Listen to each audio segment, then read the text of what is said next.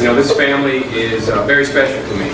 And when they asked me to come and be a part of this, I said absolutely. And even though we're here to celebrate Mrs. Anthony, I first want to acknowledge Mr. Anthony. I know our relationship, it was a struggle. It was a struggle, and I am very grateful that he gave Mrs. Anthony the latitude to bring a young man like myself into his home.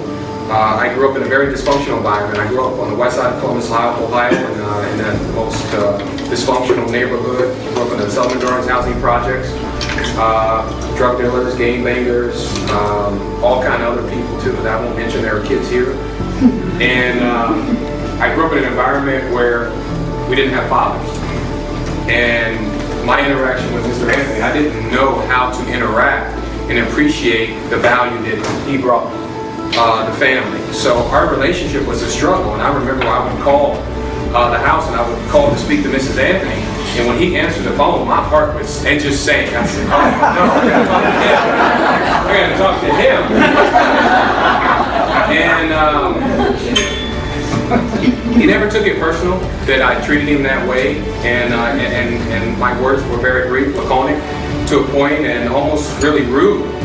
And I just didn't know how to speak and appreciate a father and the love of a father and everything that he's done for his family. So we were playing golf last year, and I know our relationship has probably been strained because he's probably remembering how I treated him back then, but we were playing golf, and I just told him, I said, Mr. Anthony, I want to apologize profusely to you for how I treated you. And I felt so bad because I didn't know how to respond accordingly. And I know he didn't take it personally, but I know it hurt him. I know it hurt him, what I did. And so I just wanted to acknowledge him for bringing me here. I always say that you can tell the greatness of parents if you just look at the kids, how they turn out. And you think about all the kids, and I tell people all the time, I brag on this family all the time. No matter who I'm in front of, I talk about the greatness of this family and the seeds they planted in their kids. Mike I played with him at Worthing Christian. He was the point guard. I told him, Mike, just pass me the ball and get out of the way. That's all you need to do, right? Mike's a very successful attorney. He's my attorney. And then you have Tom, who runs two awesome restaurants, Chili Birdie. And both of these gentlemen welcome our nonprofit organization to their business on field trips.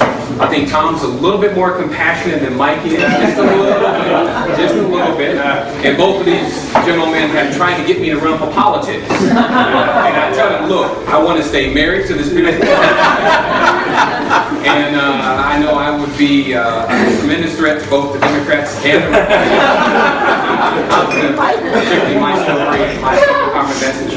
Also, you have David Anthony, who's a very successful dentist, taking over the father's practice. And then you have Andrea back there as well. If you can see the resemblance, they're sitting next to each other. Most people think that they're sisters. People think that they're sisters. So, and I always say that Andrea and Mrs. Anthony, they got the beautiful genes in the family. Now I'm going to turn my attention to Mrs. Anthony. I really don't know where to begin. I really don't, because at times she has been more like a mom to me than my own mother. And I remember there would be times when I would call her for support before I would even call my mother. I would call her. And she, usually that connection would only be between a mother and a child, biologically. But she was kind of like a spiritual mom to me. And we were close, and she would call me, and I would be at Ohio State, and I would see the phone, and I was just like, she said, Lawrence, I just want to tell you that I'm praying for you and that I love you. And I didn't know how to reciprocate and tell her that I loved her. So I'm very grateful for everything that she's done for me. She's been like a mother to me. She would cook for me, she would clean for me, and I would always eat all their food up. So I would always do that. I told her times, there would be times when they would be sleeping, I would tiptoe down the steps, and I would look in the refrigerators, because I would just stare, and I'm like, we didn't have any food. So I would just stare and say, wow, look at the cupboards that they have in the refrigerator. And I'd ask for seconds and thirds on quite often, right? And I did, right? I ate a lot. You're so skinny. I'm so skinny. But she would always try to offer me clothes. She says, Lawrence, You're getting a little too tall for your clothes. And I never, yeah, they were up here. My pants were like walking around. And I never took that. I said the only thing I wanted was your generosity to welcome me in your home. I didn't want it to be a charity case. Let me in your home, see the family, see a mother and a father in a committed relationship, see kids who understand their purpose and their destiny in life, to see a neighborhood where you saw people who weren't stressed out, didn't have to worry necessarily about somebody robbing them or going after them like in my neighborhood. Never saw that. You had Mike Anthony who would come and pick me up, and I know his parents prayed a lot because he would come to pick me up, and there would be people in my neighborhood who would knock on his window and they say, "Hey, white boy, what you doing in this neighborhood? You're either a buyer or a supplier." Right? Now, but I can't, and I have I'm doing a book right now. I'm going to dedicate this book. I'm doing this book. It's called The Ways of Wealth. And it's really about how do we bridge the wealth gap in our country, right? Between the haves and the have-nots. And I always challenge wealthy people, stop just giving money. Don't just give money. Give up your time. Give up your home, your comforts that you hold dear to, and let people learn your ways. That's the only way they're going to generate a frame of reference. So I learned the ways of wealth. They would always say, we're not wealthy. I'm like, look, you got a big house, you got all this food, right?